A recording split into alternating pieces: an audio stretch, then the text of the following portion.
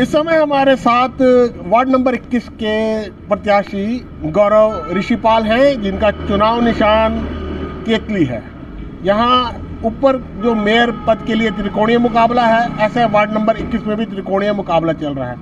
एक तरफ जहाँ यजूर प्रजापति संजय प्रजापति के पुत्र हैं, जो कि भाजपा का निशान लेकर चुनाव मैदान में हैं, वहीं नईम अहमद कांग्रेस का चुनाव चिन्ह पंजे पर चुनाव लड़ रहे हैं। ऐसे में मैं जानना चाहूँगा गौरव जी से, जब दो राष्ट्रीय पार्टी के कैंडिडेट आपके सामने हैं तो आपको क्यों लगता है कि आप चुनाव जीत सकते हैं? तो आप सर्वप्रथम हमें ये बताएं कि क्यों लग रहा है आपको कि दो राष्ट्रीय पार्टी के रहते भी आप जीत जाएंगे चुनाव? सर्वप्रथम तो मैं अपने क्षेत्र की सम्मानित देवतुल्य जनता के लिए मेरा नमस्कार। देखिए, आपने कहा कि दो राष्ट्रीय पार्टियां चुनाव लड़ रही हैं। दो राष्ट्रीय पार्टी चुनाव लड़ रही हैं, वो ठीक है, चुनाव हम भी लड़ रहे हैं। और चुनाव हम नहीं लड़ रहे, हमारी जो सम्मानित क्षेत्रवासी हैं वो चुनाव लड़ा रहे हैं। तो चुनाव तो पार्टियों का है ही नहीं, ये तो व्यक्ति का चुनाव है, ये अपना समाज का चुनाव है। तो इसमें पार्टियां विशेष इतना महत्व रखती नहीं है, इसमें तो आपका जो व्यक्ति है वो महत्व रखता है। तो इसमें हम मेरे जो सम्मानित क्षेत्रवासी हैं वो मुझे चुनाव लड़ा रहे हैं और मैं बहुत अच्छे से चुनाव लड़ भी रहा हूँ। आपको क्या लगता है कि जैसे आपके पिताश्री भी यहाँ पर एक बार पार्षद रहे थे, तो क्या उनका कार्य प्रधान रहे थे, तो वो क्या उनका कार्यकाल जो रहा था एक अच्छा कार्यकाल रहा था, तो उस लिहाज से आपको लगता है कि उनका जो किया हुआ कार्य आपके काम आएगा? देखिए, काम क्यों नहीं आएगा भाई, वो मेरे पिता हैं, उनके जो बताए हुए दर्शन है तो उसको मैं आगे बढ़ाऊंगा। जो उनके आदर्श हैं उसको आदर्शों को आगे बढ़ाऊंगा। उन्होंने बहुत लोगों का सम्मान किया है, उसी सम्मान को मैं आगे बढ़ाऊंगा और लोगों के बीच में हूँ और सेवा करता रहूँगा।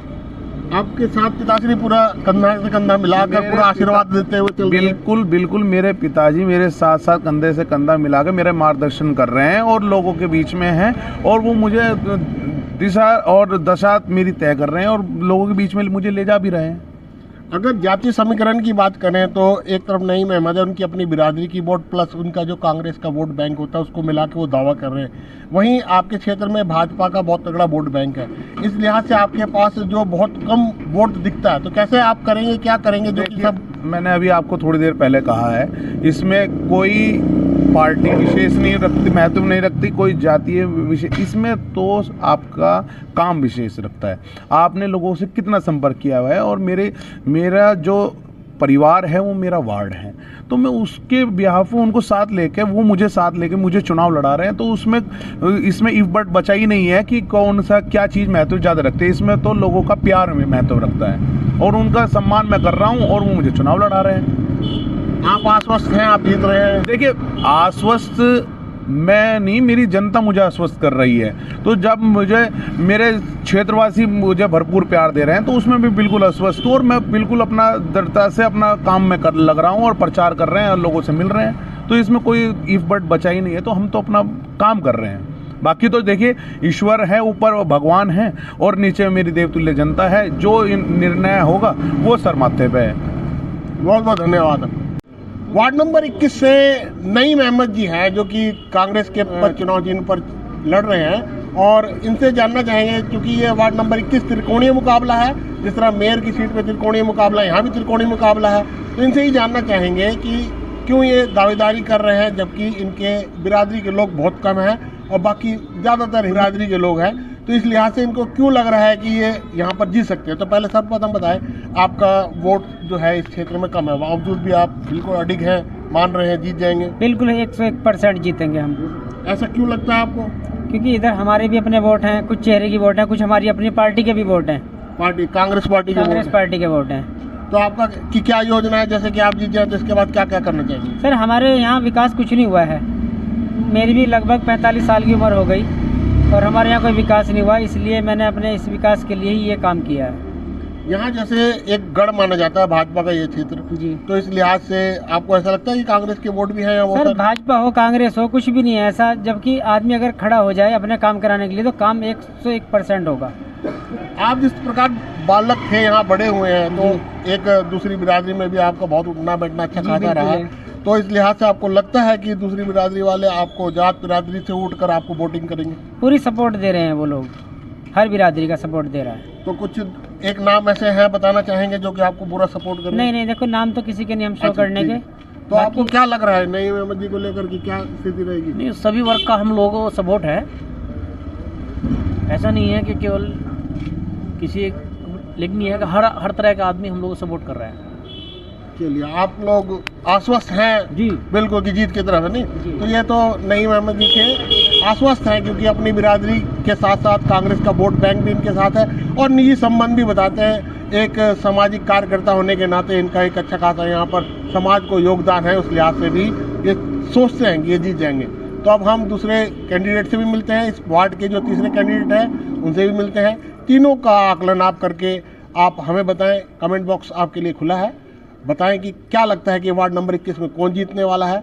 और हमारा एक लक्ष्य है, हमारी जो इच्छा है कि ज़्यादा से ज़्यादा लोग घर से निकलें और 23 तारीख को वोटिंग करने के लिए जाएं। हमारे साथ वार्ड नंबर 21 के तीसरे कैंडिडेट हैं यजुर प्रजापति, जो कि समाज सेवक संजय प्रजापति के पुत्र हैं और बीजेपी के तरफ से चुनाव लड़ रहे हैं। तो इनसे जानना चाहेंगे कि इनका क्या आंकड़े हैं, इनको क्यों लग रहा है कि ये जीत जाएंगे। एक मजबूत पार्टी की तरफ से आप खड़े हुए हैं, आपको लगता है कि आप जीत जाएंगे, क्यों लगता है? सर्वप्रथम आपका बहुत बहुत धन्यवाद, आपने समय निकाला, आप यहाँ पर आए। और मैं अपने वार्ड की जनता से, अपने वार्ड की जनता के ऊपर ही मैं निर्भर हूँ और उन्होंने मुझे विश्वास दिलाया है कि आपको भारी मतों से विजय दिलाएंगे।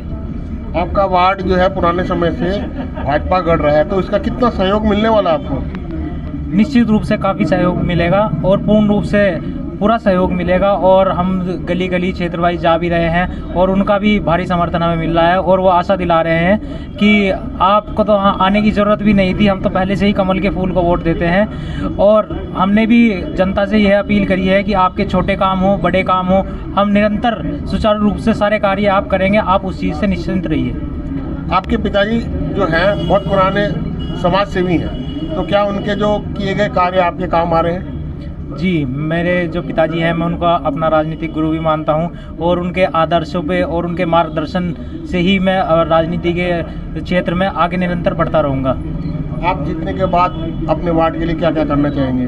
जीतने के बाद यहाँ पर जो छोटी छोटी काफ़ी समस्याएं हैं, एक तो जाम की समस्या है, जल निकासी की समस्या है, एक जन सेवा केंद्र की जो यहाँ पर होना चाहिए, जिसमें आम जन को अभी हाल फिलहाल में काफ़ी समस्याएं हो रही हैं। और एक मैं यहाँ पे मांग भी करूँगा एक पुलिस चौकी की, क्योंकि हाल फिलहाल में यहाँ पर काफ़ी चोरी की घटना काफ़ी हुई है। आपके सामने एक नईम अहमद जी हैं, वो अपना बिरादरी प्लस कांग्रेस का वोट बैंक को लेकर दावा कर रहे हैं कि वो जीत जाएंगे। तो इस विषय में क्या कहेंगे कि मोमडन बिरादरी के वोट भी आपको मिलने वाले हैं क्या?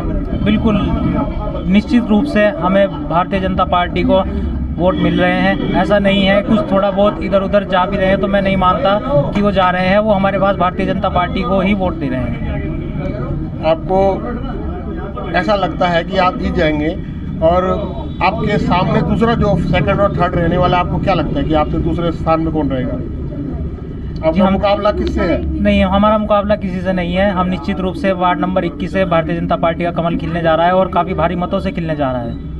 चलिए, बहुत बहुत धन्यवाद। इनका देखा आपने कि यजुर प्रजापति कैंडिडेट हैं भाजपा के और बहुत ही मजबूत दावेदार बता रहे हैं और भाजपा का अच्छा खासा वोट बैंक भी है यहाँ पर। तो फिर मैं आपसे फिर मिलता हूँ दूसरी किसी ऐसी वीडियो में, तब तक के लिए मुझे अनुमति दें। नमस्कार।